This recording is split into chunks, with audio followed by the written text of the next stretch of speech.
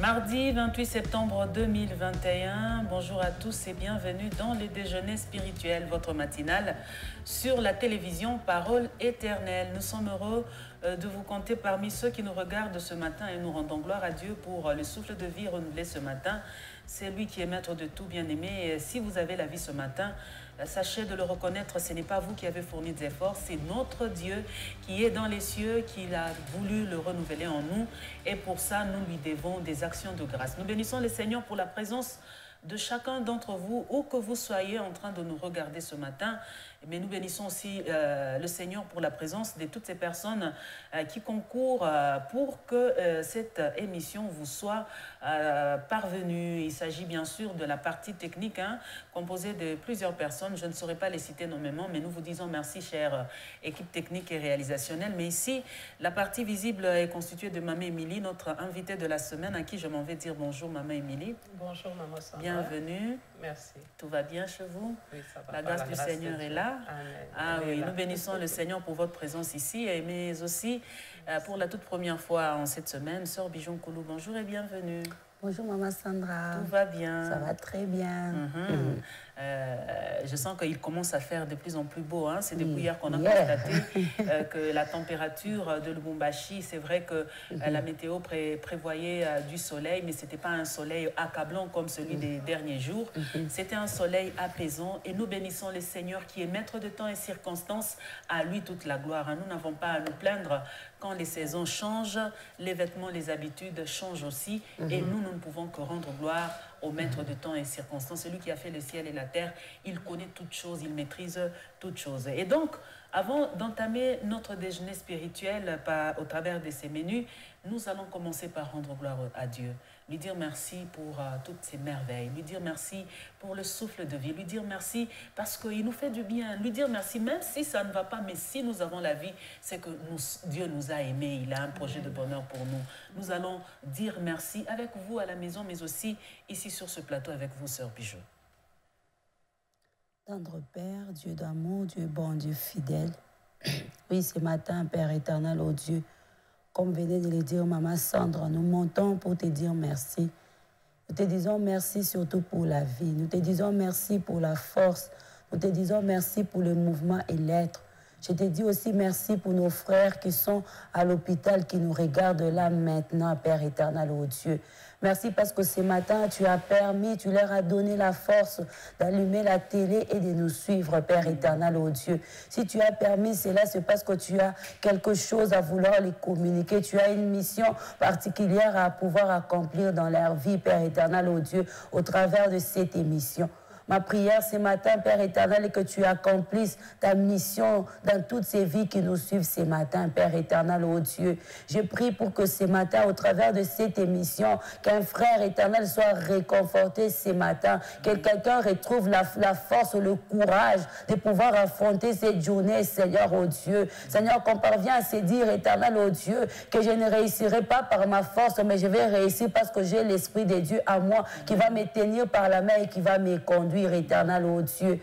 Oui, Seigneur, nous nous abandonnons entre tes mains. Oui, Seigneur, comme nous aimons le dire, éternel, sur ces plateaux, cette journée est inconnue pour nous, mais connue de toi, Père éternel, oh Dieu. Voilà pourquoi ce matin, Père éternel, oh Dieu, une seule chose, éternel, oh Dieu, nous avons décidé de te faire simplement confiance. Laisse que ce matin, que quelqu'un se dise, je décide simplement de faire confiance au Seigneur. Même si ça paraît noir, ténébreux, je veux faire confiance au Seigneur. Oui, parce qu'il a dit qu'il m'amène à l'autre bord. Il a dit que je ne veux pas couler. Il a dit que cette situation ne va pas m'emporter. Il a dit que cette maladie ne va pas m'emporter. Il a dit qu'il va m'amener à l'autre bord. Oui, ce matin, je lui fais simplement confiance. Je fais confiance en ce Dieu qui va m'amener à l'autre bord. Je fais confiance en ce Dieu qui va m'amener de l'autre côté. Oui, Seigneur, ce matin, nous te faisons simplement confiance. Ce matin, nous te faisons confiance parce que tu dis dans ta parole que par tes meurtrissures, nous sommes guéris. Seigneur, ce matin, nous te faisons faisons confiance parce que tu dis que tu as reçu le nom au-dessus de tout nom. Oui, Jésus a reçu le nom au-dessus de tout nom. Oui, ce matin, il y a beaucoup de noms qui tracassent nos vies. Mais nous croyons que Jésus est au-dessus de tous ces noms. Voilà pourquoi nous décidons simplement de te faire confiance éternelle, ô Dieu. Et nous acceptons de te tendre la main ce matin. Oui, que quelqu'un accepte de te tendre la main ce matin. Que celui qui est découragé accepte de te tendre la main ce matin. Parce que Seigneur, ô Dieu, tu n'as qu'un seul objectif dans notre vie, c'est nous amener à l'autre bord. Et nous y croyons fermement ce matin. Voilà pourquoi nous te disons déjà merci. Merci pour tout, Père éternel, ô Dieu. Merci pour ce que tu accompliras dans nos vies. Merci pour ce que tu es en train de faire dans la vie de quelqu'un ce matin. Merci, Père éternel, ô Dieu, pour cette personne que tu as réveillée ce matin. On ne croyait pas qu'il allait se réveiller, mais parce que toi, tu l'as voulu, Père éternel, il s'est réveillé ce matin. Nous te disons merci, Père. Et nous disons que toute la gloire te revienne à toi, l'ancien de jour. Nous avons ainsi prié. Au nom de Jésus. Amen. Amen.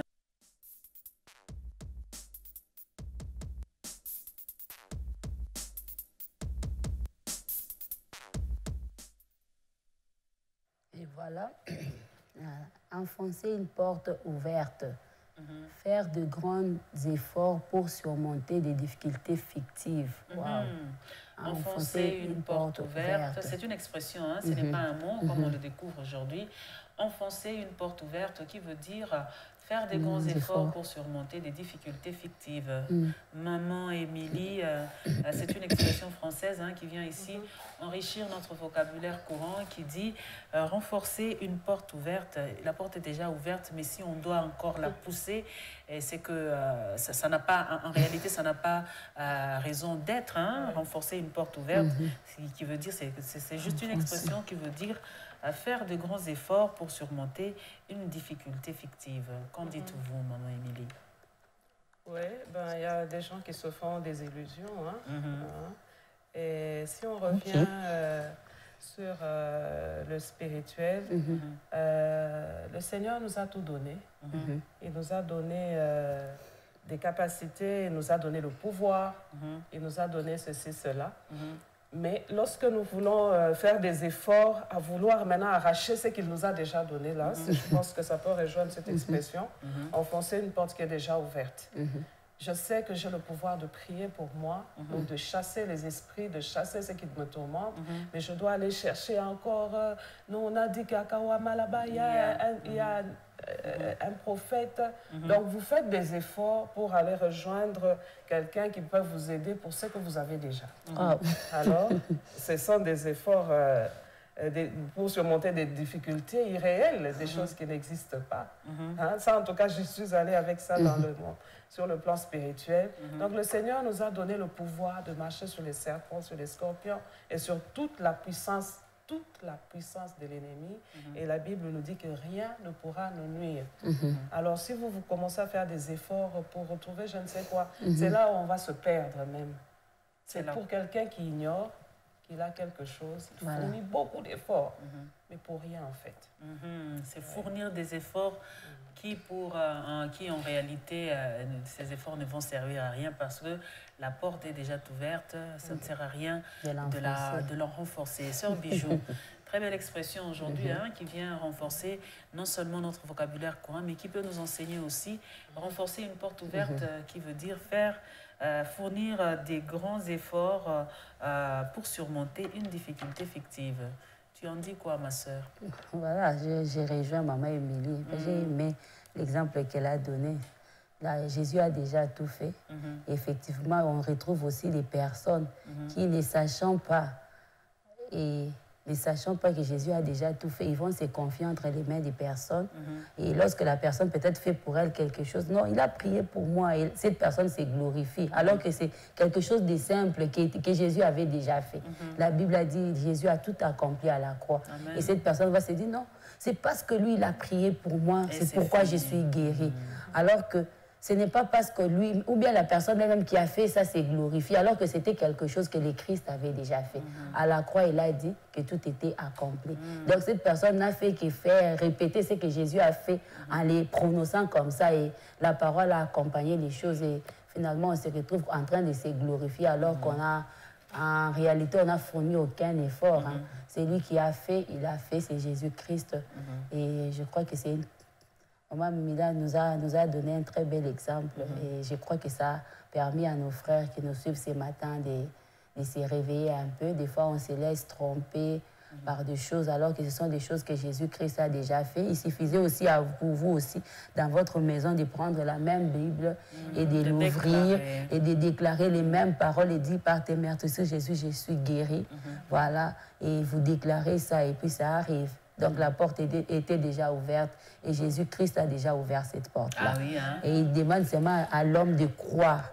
Et lorsqu'on croit, on a accès à cette porte-là et on peut faire. Lui-même, il a dit, si vous croyez, et chez nous, ici, on nous enseigne, si vous croyez, Jésus nous a donné à tous la capacité, la possibilité de déclarer, de dire des choses et de voir que les choses changent. Donc, ce n'est pas pour dire que les miracles, ou bien prier pour quelqu'un, ça appartient seulement à une certaine catégorie. Non, le Christ nous a donné tous ces pouvoirs-là. Voilà. Nous avons donc le pouvoir de dire des choses et déclarer, surtout s'appuyant sur la parole de Dieu et de voir les choses s'accomplir. Renforcer une porte ouverte, faire de grands efforts, fournir des grands efforts pour surmonter des difficultés fictives, c'est une expression que vous pouvez emprunter et utiliser à bon escient dans votre langage courant. À présent, nous allons manger le pain qui va nous proposer aujourd'hui le deuxième morceau, la deuxième partie de la prédication prêchée le dimanche 26 septembre 2021 par le pasteur Guiamani. C'est une portion du premier culte. Nous allons manger ce pain bien beurré. On revient juste après pour décortiquer, mais tâcher de le savoir. Le thème de cette prédication, c'est ce que l'on attend d'un dispensateur de grâce, c'est qu'il serve partie F. Le pain du jour, tout de suite.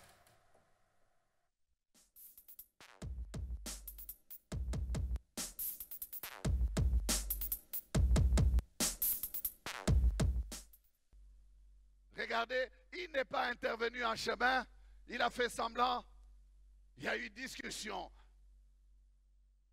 Et puis il ne pouvait pas intervenir parce que les esprits étaient surchauffés certainement.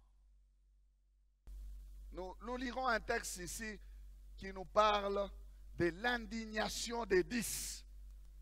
Lorsque la mère de Jacques et Jean est allée voir Jésus pour lui demander de faire à ce que Jacques et Jean soient un à sa gauche, l'autre à la droite de Jésus. Les 10, les autres disciples, furent indignés. Le mot est fort. Ils étaient indignés. Donc, ce n'était pas une petite discussion. Non. Alors, Jésus n'est pas entré, je disais, il n'est pas entré dans leur discussion à ce moment-là. Regardez la sagesse du maître. Ils arrivent à destination. Ils arrivent à Capernaum. Ils entrent dans la maison. C'est quand les esprits sont apaisés. C'est quand les gens peuvent écouter. Et la Bible dit qu'il s'assit. Jésus s'assit. La position de l'enseignant. Dans la Bible, c'est la position de l'enseignant. Le maître doit s'asseoir pour que les disciples s'asseyent autour de lui à ses pieds pour qu'il place maintenant la leçon. Il va alors placer la leçon qui a pour intitulé « Qui est le plus grand ?» C'était ça l'objet de la discussion. Ils avaient donc besoin de savoir qui parmi eux était le plus grand. Qui pouvait, en cas de hiérarchisation, et même en cas d'absence de Jésus, conduire la troupe. Qui pouvait être le second selon l'ordre de prééminence. Vous savez, dans les organisations, il y a la prééminence. Et souvent, ceux qui ne comprennent pas comment les choses marchent, ils cassent l'échelon ou l'échelonnement des positions. Et ça leur crée des problèmes. Alors les disciples voulaient aussi se dire, mais notre organisation a besoin d'une hiérarchisation. En l'absence de Jésus, c'est qui va commander? En l'absence de Jésus, c'est qui sera le premier? Qui est le plus grand parmi nous tous? Qui dépasse l'autre parmi nous tous? Et ce n'était pas la première fois qu'il discutait de ça. Je venais de vous parler ici de quand la mère des Zébédée, la femme des Zébédée, la mère de Jacques et Jean a posé la question à Jésus. On aura ce texte plus loin. Ces sentiments, frères et sœurs, laissez-moi revenir à nous aujourd'hui. Est-ce qu'il a disparu de nos cœurs, ces sentiments? Non. Nous l'avons. Que ce soit dans les services, que ce soit dans les familles, que ce soit dans nos relations, nos rapports, que ce soit dans le service du Seigneur, le ministère, nous avons toujours ce tiraillement sur qui est le plus grand. J'ai entendu ici à l'église la question dans le groupe de la jeunesse. Pourquoi lui, il n'est qu'un adjoint d'un sous-département? Il peut prendre la parole quand le frère Paty n'est pas là. Donc, comment se fait-il qu'il soit le plus grand? Est-ce que c'est lui qui a été nommé l'adjoint de frère Paty? Nous avons encore ces choses dans nos cœurs, ici. Exemple clair et pratique. Ici. Il y a ce dossier-là. C'est moi le chef du cœur. Ici.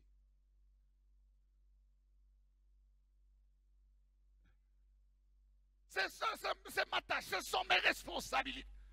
Qui est le plus grand? Qui doit prendre la parole? Qui doit conduire les choses? Qui doit être reconnu comme étant?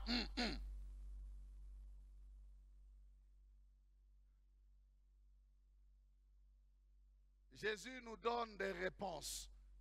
Nous devons servir comme des bons dispensateurs. Et Jésus nous enseigne, bien-aimés, des choses qui sont pratiques. La parole de Dieu est toujours d'actualité. Oh là là, la parole de Dieu. Non, jamais elle dépassera. Elle demeure vraie. Est-ce que les plus grands, c'est les plus âgés? Est-ce que les plus grands, c'est les plus vieux? Ma petit. De toute façon, on a 1900. Est-ce que c'est lui le plus grand? Maintenant, aujourd'hui, on a des enfants de 2000, on a des enfants de 1900, on a aussi les plus vieux. Il dit, c'est moi le doyen ici, je vous dépasse tous. Je suis le plus grand. Est-ce que le plus grand, c'est le plus ancien? Non, quand la chose avait commencé, c'était moi qui étais là. Nous sommes ceux-là qui ont marché avec Jésus depuis le début.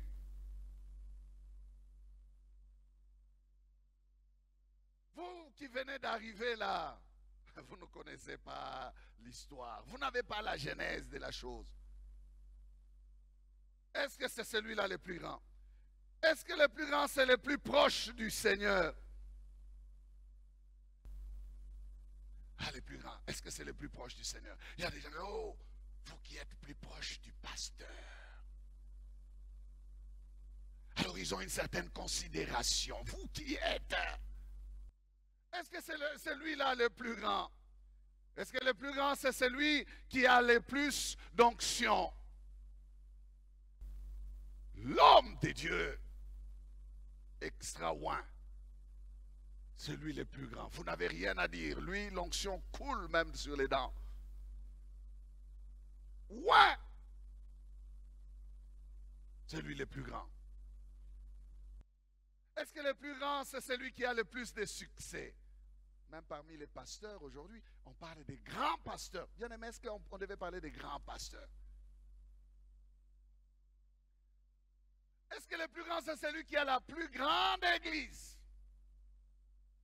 Il a 1 million de membres. C'est le plus grand pasteur. 80 000 cellules. 500 campus à travers le monde. C'est le plus grand. Et on court après les plus grands, les plus grands, les plus grands. Et les gens court après des statistiques pour se présenter comme étant des plus grands. Les membres de la vie des âmes, la relation, la communion, la substance de la matière même spirituelle ne les intéresse pas parce qu'ils sont focalisés sur les positionnements. Le travail est ailleurs, frère.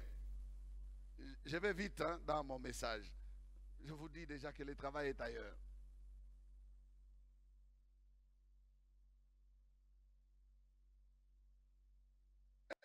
Le travail est ailleurs, le travail est ailleurs. Parce que être plus grand, ce n'est pas avoir un grand nombre de fidèles dans une église, ce n'est pas le nombre d'années, ce n'est pas parce que tu es né en 1900 et que moi je suis né en 2000. Être plus grand, ce n'est pas une affaire d'onction. Maman Émilie, mais être plus grand, c'est quoi alors? C'est quoi?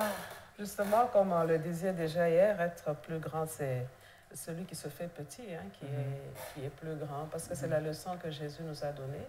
La leçon que Jésus nous a donnée, il a montré un exemple très frappant dans la Bible. Il a lavé les pieds de ses disciples.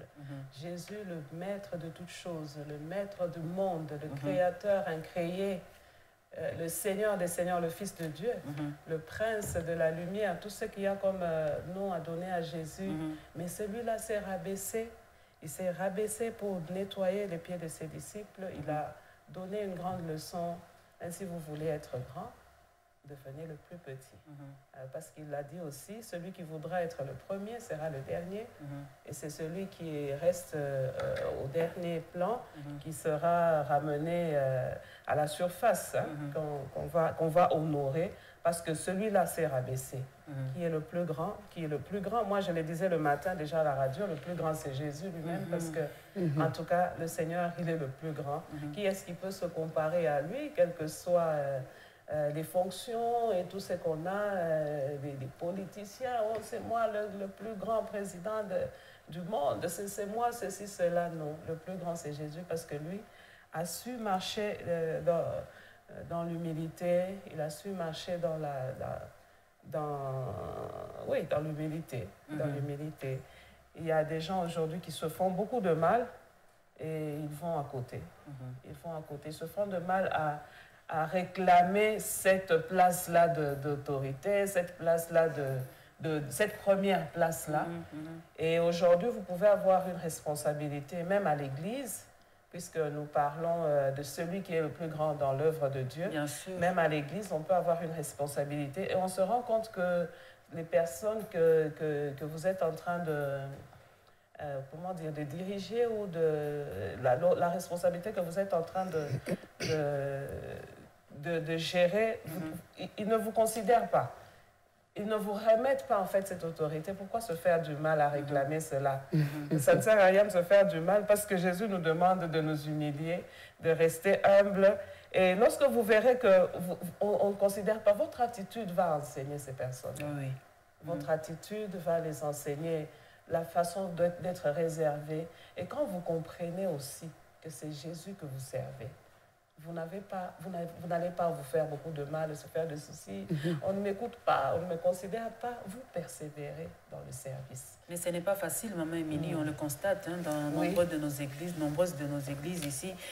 Lorsqu'on se sent persécuté par les nôtres, le verset d'hier d'ailleurs tombé à pic, on a vu les gens de la maison même, pour ne pas parler de sa propre famille, mais on voit les gens qui nous entourent, ceux-là à qui nous avons fait confiance, à qui nous avons donné la chorale, à qui nous avons donné les instruments, à qui nous avons donné la charge du protocole, commencent à nous persécuter parce que nous servons. Et ce n'est pas facile généralement. On cherche toujours des garde-fous, on cherche toujours à se mettre en sécurité. Est-ce que cette attitude-là, on doit la chercher devant la face du Seigneur ou bien on doit se confier nécessairement et uniquement à Dieu?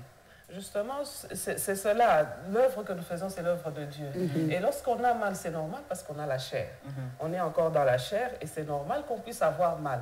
On aura mal. Mais quelle est l'attitude à retourner aux autres? Et justement, la force, nous la puisons dans le Seigneur.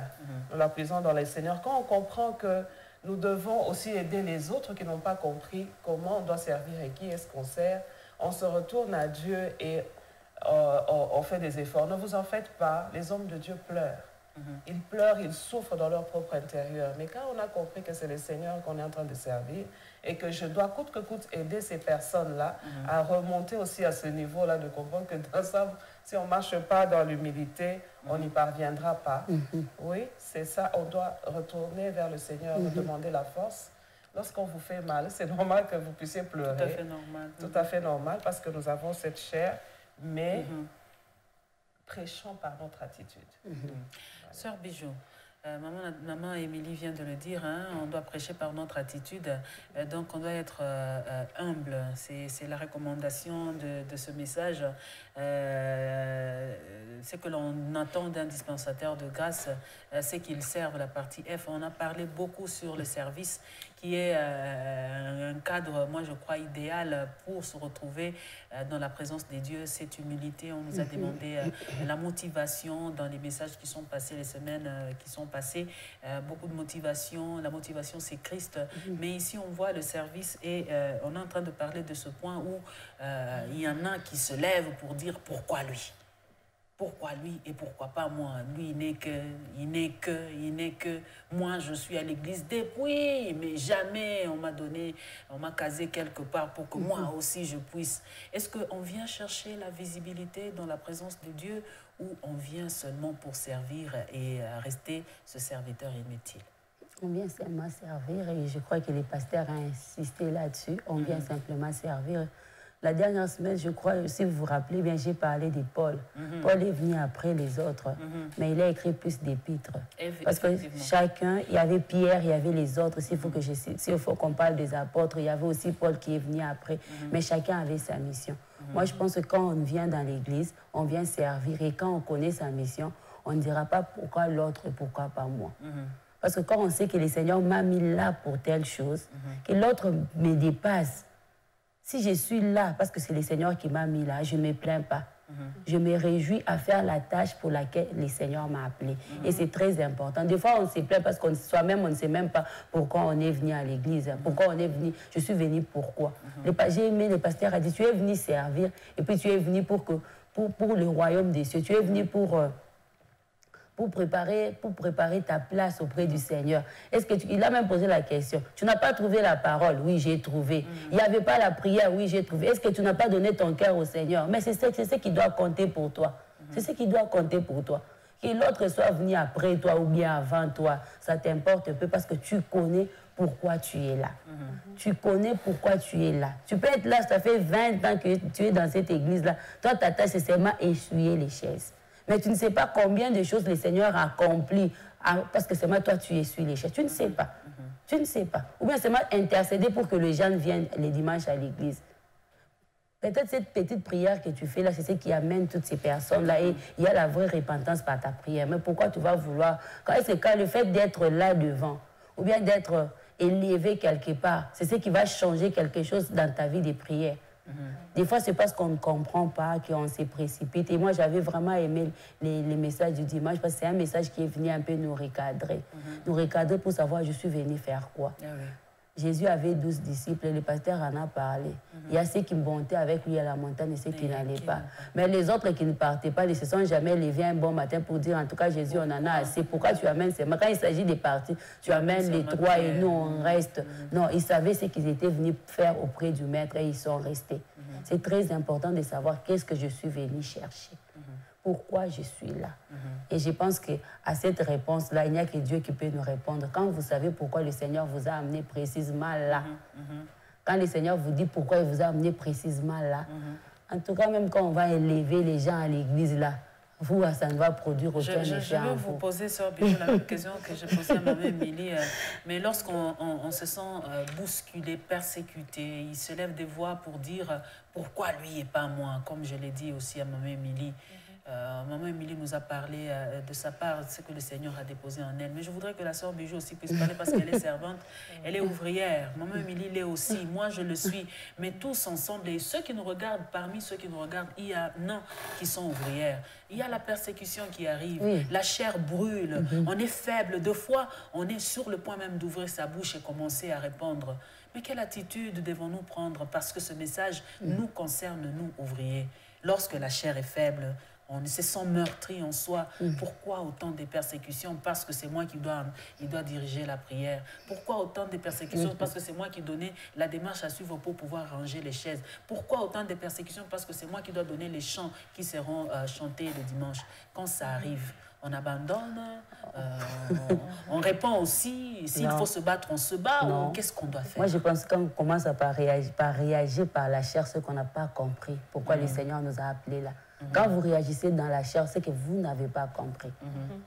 Vous n'avez pas du tout compris. Je reprends encore l'exemple de David. Il était persécuté par Saül, poursuivi. Il a même eu les occasions, il pouvait aussi les tuer. Mais c'était un homme qui avait compris qu'il ne pouvait pas toucher à un loin des dieux. C'était un homme qui avait compris qu'il ne pouvait pas réagir par la chair. Il avait compris cela. Et je pense qu'on doit arriver à comprendre cela. Sinon, vous ne ferez rien. Quand vous réagissez par la chair, donc vous devenez comme eux. Moi, je pense que quand on est persécuté, on se sent meurtri, on rentre au Seigneur. Pour dire, Seigneur, tu m'as placé là. Tu sais pourquoi tu voulais que je sois là. Mais face à cette pression, qu'est-ce que je dois faire? À un certain moment, le Seigneur pourra te dire, reste là, je vais te donner la force. Il arrive des fois que le Seigneur vous dit, restez là. Seigneur, mais ça fait mal, c'est pénible, reste là.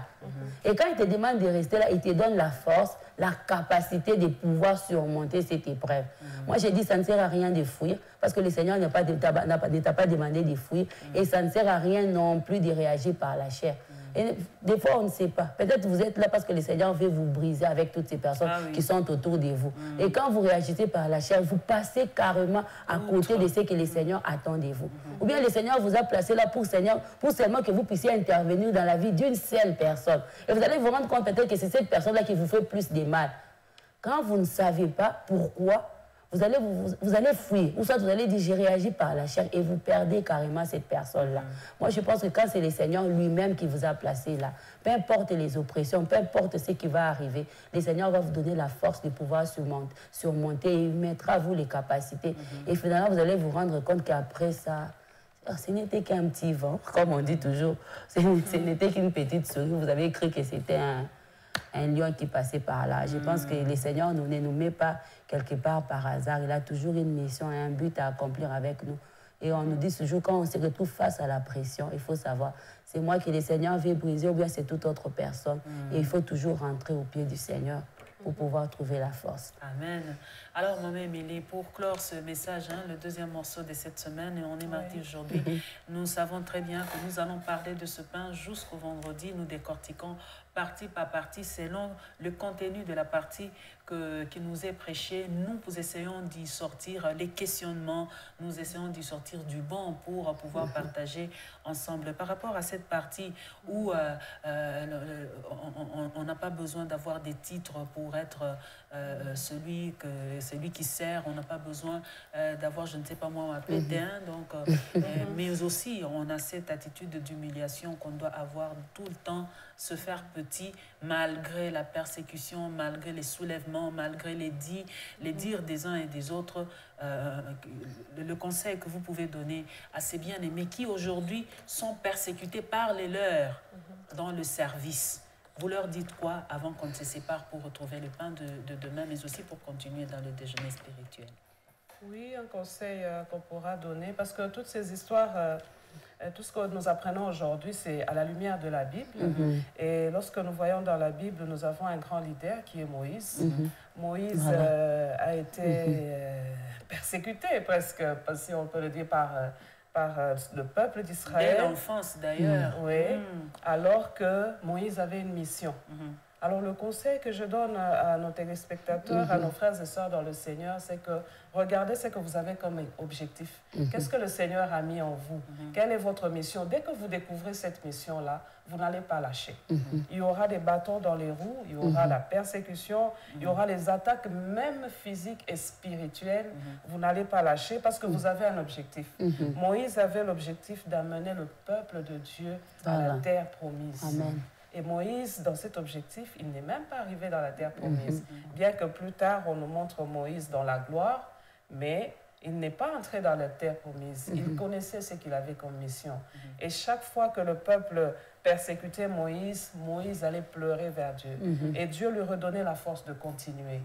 Ça n'a pas fait une semaine, un mois, mais c'est 40 ans dans le désert. Voilà. 40 ans de douleur, 40 ans de pleurs, 40 ans de marche, 40 ans de persécution. Et Moïse savait ce qu'il devait faire. Amen. Alors aujourd'hui, nous conseillons, frères et sœurs, ne te sous-estime pas, Amen. Ne te surestime pas, Amen. Compte sur le Seigneur et marche à bon port, marche jusqu'à bon port et mène bien ton combat et accomplis la mission que le Seigneur t'a donnée. Amen. Voilà. Et donc, le message est lancé, hein, mon frère, ma soeur. Tu avais des questionnements, tu t'es senti persécuté, tu as pleuré dans ta chair. Ça fait mal au cœur parce que oui, quand on est persécuté par-ci et par-là, parce qu'on est choisi pour diriger ici ou là-bas, mais l'exemple vient d'être donné. Regarde l'exemple de Moïse dans la terre promise. Ce n'était pas 2 jours, 1 semaine ou 2 ans, c'était 40 ans. Et il a tenu bon parce qu'il savait pourquoi il était là et qui l'avait envoyé. Chaque fois qu'il se sentait mal dans sa peau, il ne pleurait pas devant le peuple d'Israël. Il allait vers Dieu. Devant lui, il pleurait, il se déchargeait et Dieu l'outillait pour qu'en retour, il puisse donner la force à ceux-là qui l'attendaient. Et donc, qu'il en soit ainsi aujourd'hui, que Dieu nous donne la capacité et la force qu'il a donnée à Moïse pour qu'il tienne bon jusqu'au bout de ces 40 ans et de la traversée du peuple d'Égypte vers la terre promise. Qu'il en soit ainsi. Seigneur, nous te le prions ce matin. Et donc, après avoir mangé ce pain, que nous allons continuer à manger, hein, parce que nous avons faim, et parce que nous sommes sur la terre, nous apprenons tous les jours et nous avons besoin de ce pain chaque jour. Nous reviendrons demain pour proposer la 3e partie de ce pain du jour de la prédication du dimanche 26 septembre 2021, prêché par le pasteur Guy Amani. Le thème, nous le rappelons, c'est que l'on attend d'un dispensateur de grâce, c'est qu'il serve la partie F. C'en est fini pour le pain du jour, du moins pour aujourd'hui.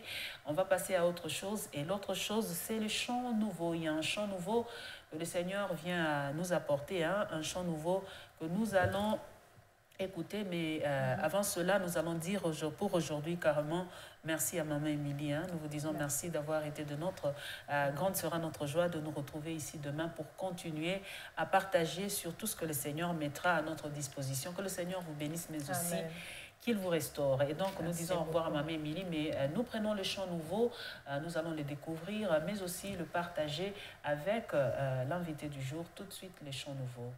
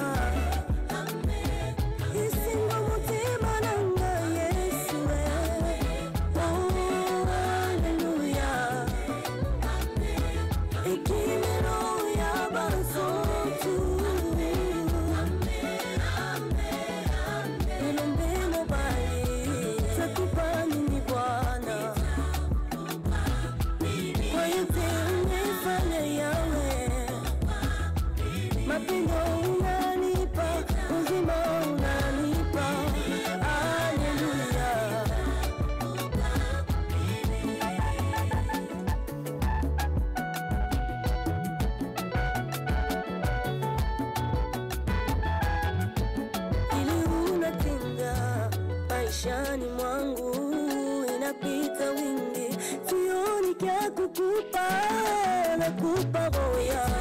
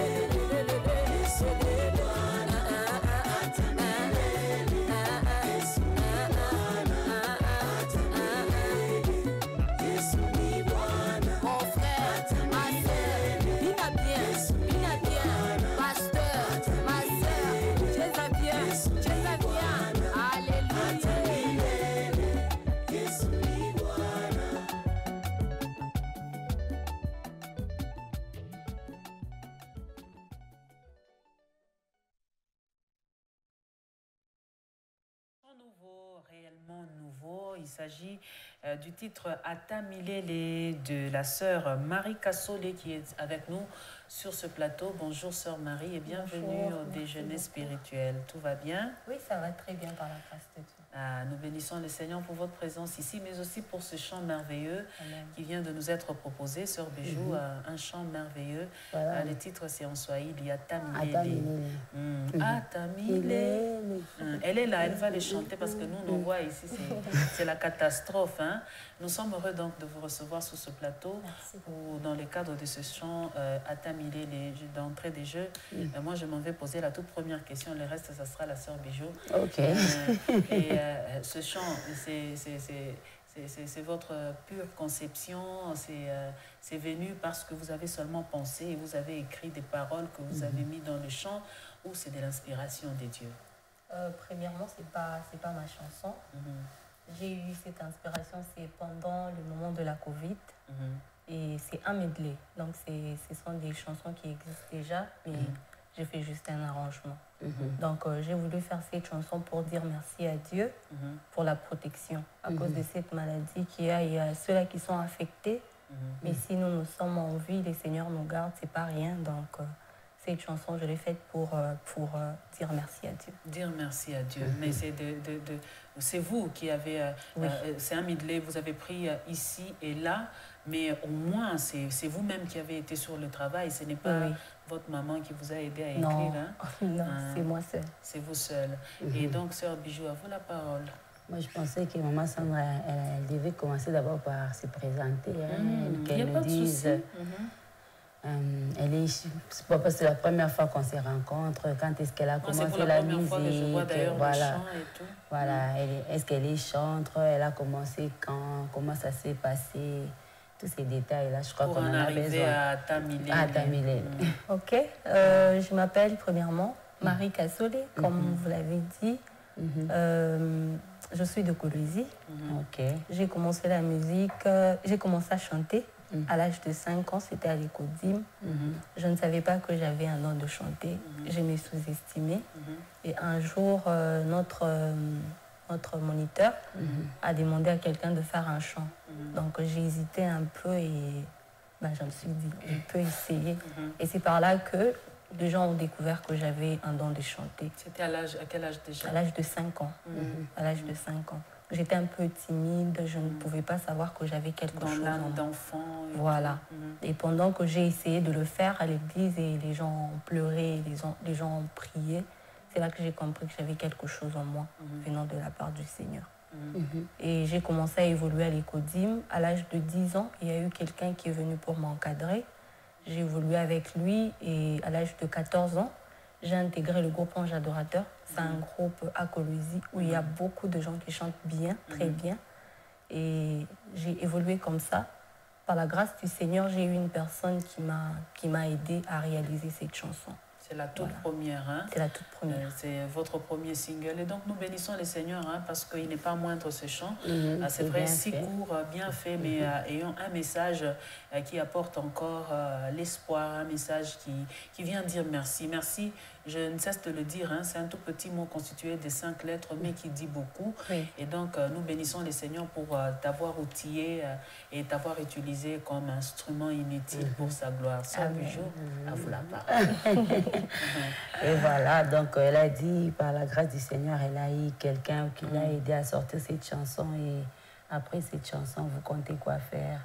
Bien, c'est cette chanson qui vous lance directement comme produit sur la scène musicale. Voilà, sur la scène musicale gospel, bien sûr. Oui, c'est vrai, cette chanson m'a lancée. Je crois que par la grâce de Dieu, il y a de belles choses qui sont en train d'arriver. Donc, je suis en train de travailler encore. Donc voilà. Donc je peux dire aux enfants des dieux d'attendre, il y a des choses qui vont venir par la grâce de Dieu. Et dans ce travail, je sens que tu es en train de te tutoyer. Tu travailles tout seul ou il y a des personnes dans l'ombre, comme on le dit, les héros dans l'ombre, qui te soutiennent, que ce soit à la technique, que ce soit à l'amélioration de son, ou c'est toi qui touches à tout, ma sœur? Je ne suis pas seule, je ne saurais pas tout faire. Il y a toujours des personnes qui sont là pour me soutenir, de loin ou de près. Donc, je ne suis pas seule. Il y a des personnes qui m'aident. Et ce qui arrive, c'est encore des medleys que vous tirez par-ci, par-là sur des chansons qui existent déjà, ou c'est carrément de l'inspiration des dieux pour pouvoir sortir quelque chose de vous toute seule? Je crois que cette fois-ci, ça sera quelque chose qui vient de moi. Venant de la part du Seigneur. De la part du Seigneur. Oui. Mais avant de remettre la parole à la sœur Bijouin, j'en pose trop des questions. Hein. Rassurez-vous, c'est pour permettre aux gens de bien comprendre votre entrée dans le monde musical gospel. Et ici au Grand Katanga. Mais je voudrais savoir aussi, ma sœur Marie Kassolin, pour ne pas abuser de votre nom, ce qui est en train d'arriver. Je voudrais me le dire, vous poser la question ici, ça arrive comment? J'insiste sur ce point parce qu'on n'a pas besoin de consommer ce qui vient de la chair, hein. On a besoin de consommer ce qui vient de l'esprit parce que la Bible nous dit que le corps est le temple, notre corps est le temple du Saint-Esprit. Et en tant que passagère de message, vous devez aussi avoir ce souci d'être inspiré par Dieu. Ce qui est en train de venir de la pure, ça vient de vous, vous l'avez dit, mais c'est Dieu qui vous inspire à coucher les mots sur le papier, à transformer ça en musique, ou c'est vous-même en observant des faits réels de la vie que vous faites ça? Bon, je pourrais dire qu'il y a plusieurs façons de recevoir cela. Il y a ce que Dieu nous donne au travers de sa parole, et aussi il y a des choses que nous constatons dans la vie et nous les mettons. Plus c'est ce qui vient de la parole de Dieu. Oui. Ce qui vient de la parole de Dieu. Merci, j'ai la réponse à ma question. Hein, sœur Bijou. Voilà, j'ai posé à la sœur Marie, j'ai dit quels sont... Je suis en train de réfléchir pour me dire, elle est encore toute jeune. Quels sont les projets d'avenir? Vous êtes peut-être encore à l'école, ou bien maintenant, là, vous dites en tout cas, j'ai déjà fini, ou soit vous avez déjà fini, ou bien c'est comment? Je me lance directement, je deviens chantre ou bien musicienne chrétienne. Je suis encore en train d'étudier, donc j'étudie. La musique pour moi c'est une passion. Aussi je me dis que je suis servante de l'Éternel. Je ne veux pas étouffer ce que le Seigneur a mis en moi parce que je suis jeune ou parce que j'étudie. Je sais qu'en tant que jeune j'ai des objectifs que je dois atteindre, mais aussi en tant que servante de l'Éternel, je veux aller là où le Seigneur m'attend. Il a dit allez faites de toutes les nations mes disciples, donc je ne peux pas garder ce qu'il a mis en moi. Je dois partager cela. Voilà. Donc, vous combinez les deux. Pour vous, ce n'est pas difficile? Oui, ce n'est pas tout. J'aime aussi travailler, donc je fais les trois. Vous faites les trois et vous les faites comment? Il y a un temps pour tout. Donc, je sais partager le temps d'aller étudier, le temps d'aller travailler, et le temps de travailler la musique. Donc chaque chose a son temps. Je sais comment repartir cela. Est-ce que c'est facile de concilier les trois? C'est ça. C'est pas du tout facile, pas du tout facile, mais on peut toujours. Alors, quel message vous lancez à tous ces jeunes de votre génération, de votre âge, qui savent qu'ils ont un don à pouvoir partager avec les autres, mais qui doivent aussi en même temps étudier, par exemple, et travailler aussi. Oui. Bon, les messages que je veux donner aux jeunes filles comme moi, je veux premièrement leur dire de ne pas se sous-estimer. C'est vrai, comme le Seigneur nous a créés, il sait le pourquoi il nous a créés. Il a dit à Jérémie que je te connaissais avant que tu ne sois dans les ventres de ta mère. Donc, il savait même la raison pour laquelle il a fait Jérémie. Donc, quand le Seigneur nous appelle, il nous donne une mission que nous devons accomplir. Mais aussi, en tant que jeunes, nous pouvons toujours faire mieux. Donc, tu peux travailler, tu peux servir l'Éternel, tu peux étudier. Donc, il suffit juste de prendre courage. De prendre courage. Voilà, le message est lancé. Tu es jeune, ne te sous-estime pas. Fais ce que tu as à faire et fais le bien parce que ta bénédiction en dépend. C'est le mot de la sœur Marie Kassol. Sœur Marie, nous vous gardons pour aller avec vous jusqu'à la fin du déjeuner spirituel. À présent, nous allons découvrir l'agenda du jour. Il y a un programme particulier où il y en a sur la ville. Nous découvrons les différents programmes derrière cette transition que nous propose la réalisation.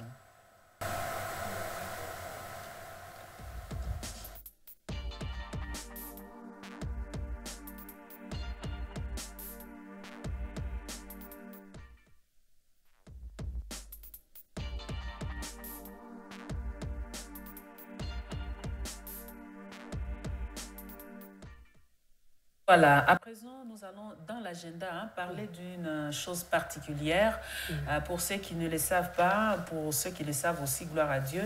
Aujourd'hui, nous célébrons les 10 ans depuis le décès du patriarche Jacques-André Vergnaud. Il est décédé un certain 28 septembre d'une certaine année et ça fait exactement 10 ans. C'est depuis 2011, ça fait exactement 10 ans qu'il est parti dans la gloire et nous le savons qu'il est parti dans la gloire parce qu'il a travaillé pour l'œuvre de l'Éternel.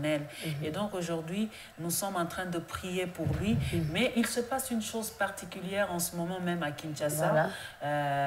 Toutes les extensions des églises Parole et la borne, de la borne, sont réunis. Les serviteurs de toutes parts sont arrivés à Kinshasa pour lancer, en marge de ce 10e anniversaire de son décès, la fondation Jacques-André Vergnaud. C'est pour l'évangélisation, c'est pour les écoles bibliques, c'est pour des écoles chrétiennes.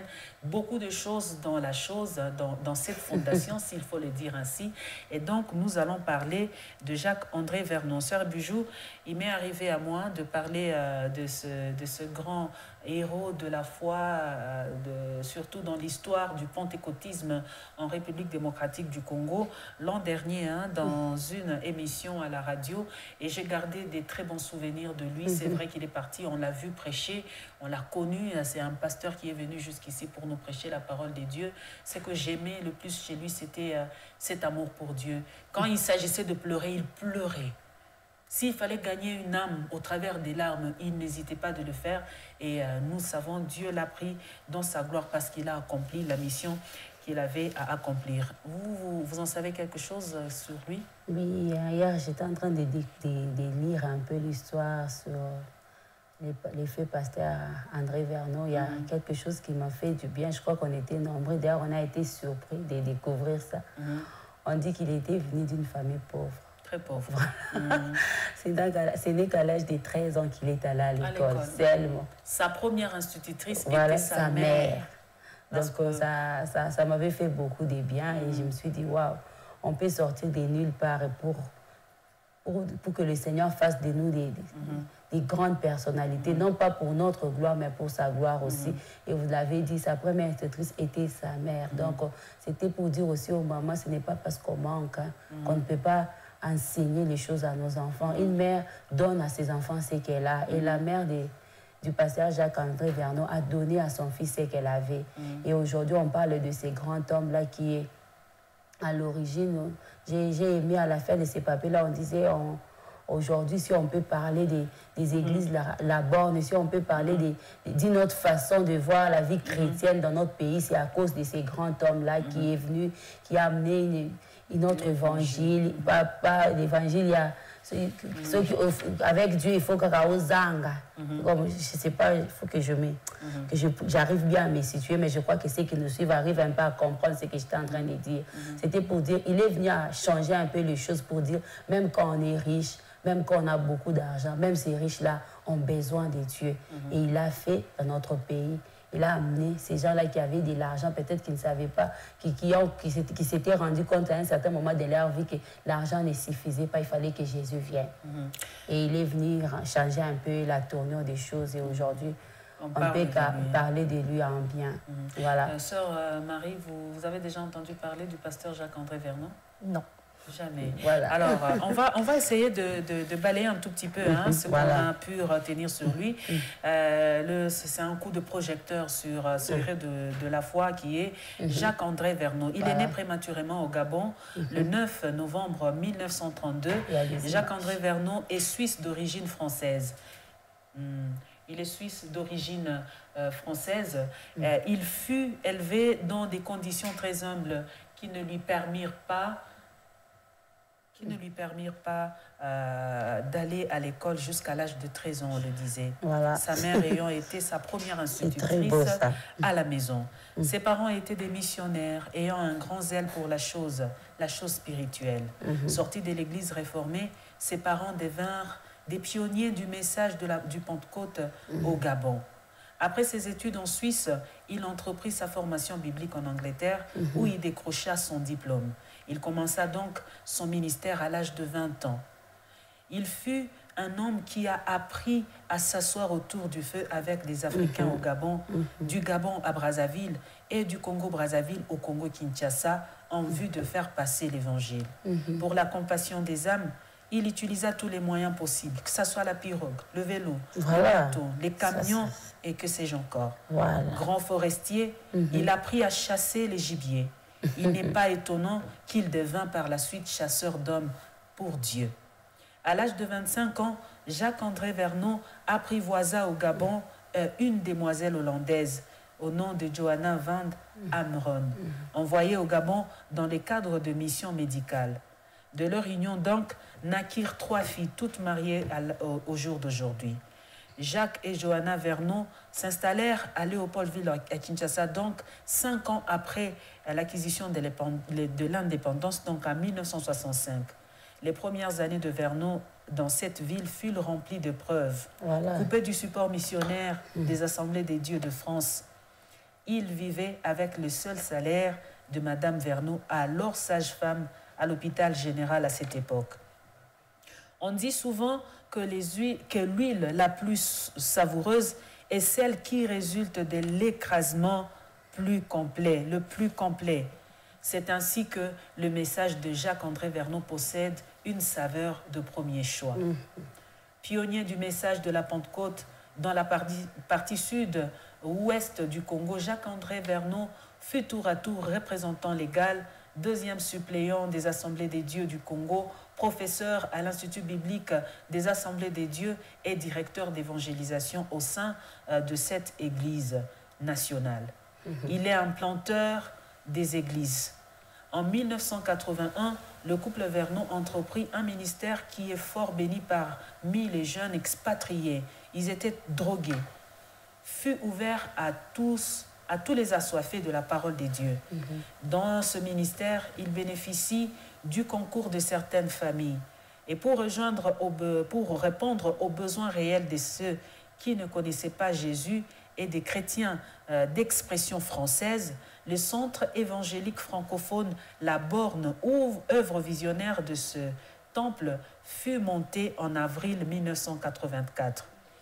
Au fil des ans, La Borne est devenue une pépinière des serviteurs des dieux, un repère à partir duquel d'autres églises sont implantées. Et donc, c'est un parcours élogieux, on ne saura pas tout vous dire, parce que Jacques-André Vernon, il est compté, hein, comme on peut parler de l'apôtre Paul en Asie mineure et au sud de l'Europe, de William en Inde, de Hudson Taylor en Chine, de Robert E. Maffot en Afrique du Sud, de David Livingstone en Afrique australe. Ainsi, on parlera aussi, et on parle toujours, de Jacques-André Vernon, qui est resté dans les annales de l'histoire ecclésiastique du Congo et principalement du mouvement pentecôtisme. Le pasteur Jacques-André Vernon a rejoint le Seigneur le mercredi 28 septembre 2011. Il est dans la gloire et aujourd'hui, une grande fondation est mise sur pied depuis la capitale de la République démocratique du Congo à Kinshasa, une grande fondation qui va regorger en son sein des écoles bibliques, des écoles de théologie, des écoles même d'éducation de la vie des jeunes et des vieux. Que le Seigneur soit béni pour cet homme, pour ce héros de la foi qu'il nous a donné. Un homme qui nous a marqué par sa simplicité. Oui. Très simple, très humble. Et c'est ce que nous retenons de lui ce matin. Et si nous sommes là, on peut le dire, hein, si nous sommes là aujourd'hui, croyants, fervents, c'est parce qu'il a engendré des fils et qui nous a aussi amenés au Seigneur grâce à lui. Et nous bénissons le Seigneur pour l'œuvre de ces grands hommes. Nous bénissons le Seigneur pour ces grands hommes. Beaucoup d'œuvres. Hein. Il est le visionnaire de l'église La Borne, mais aussi de beaucoup plus d'extensions dans le monde entier. On ne saura pas de le dire. C'est dans le monde entier qu'il y a des extensions de La Borne. Tout est parti du Gabon. Et donc, nous bénissons le Seigneur pour cet homme et qu'il en soit ainsi pour d'autres générations, que l'on puisse parler de la simplicité, mais aussi parler de ce que Dieu aura déposé dans plusieurs d'entre eux. C'en est fini pour cette partie spéciale où l'on a parlé du patriarche Jacques-André Vernon.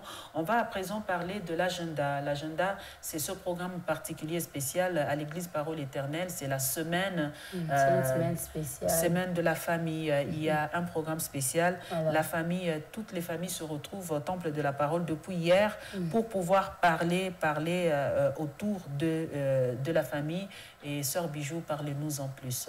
Donc c'est une semaine réservée à la prière pour la famille. Donc les thèmes, c'est les DG. En famille. En famille, voilà, les DG en famille. Une semaine spéciale où nous prions et surtout une semaine où nous recommandons la rentrée scolaire entre les mains du Seigneur. Donc quand on parle de la famille, on voit papa, maman, les enfants. Donc tous ceux qui vivent dans votre maison sont appelés à participer. Donc ne laissez pas les enfants à la maison, ne laissez pas l'attente. Nous vous prions de fermer vos portes et de venir. Prions ensemble et je crois que le Seigneur ne manquera pas de nous faire du bien. Le Seigneur ne manquera pas de nous faire du bien. C'est de 17h à 19h au Temple de la Parole, l'adresse 119 avenue Kassavubu dans la commune de Lubumbashi. À présent, pour complètement finir avec ce déjeuner spirituel, nous allons voir le verset du jour car il y a une portion de lecture pour chaque jour. La portion de lecture à découvrir derrière ce tableau que nous propose la réalisation ici.